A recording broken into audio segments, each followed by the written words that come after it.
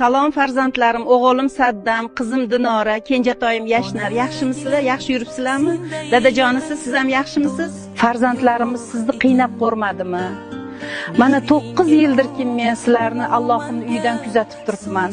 Dadajonisiz, sizni yoningizda bo'la olmaganim uchun, ko'z yoshlaringizni arta olmaganim uchun meni kechiring. O'g'lim Saddam, sen yaxshimisan?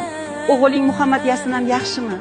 Qizim Dinora, sen yaxshimisan? Mendan keyin qiynalmayapsanmi? Turmushga chiqibsan, farzandlaring Abdulloh, qizing Rayyona yaxshimi? O'zing bitta qiz eding, seni ham yolg'izlatib ketdimi bolam? Dardlashgani hech kimim yo'q deb o'ksinma, men hamisha sen bilanman. Yashnar, yaxshimisan? Yashnar, ilohim senga uyim, joyim deydigan iymonli, soliha kelin kelsin. Sendan umidlarim katta.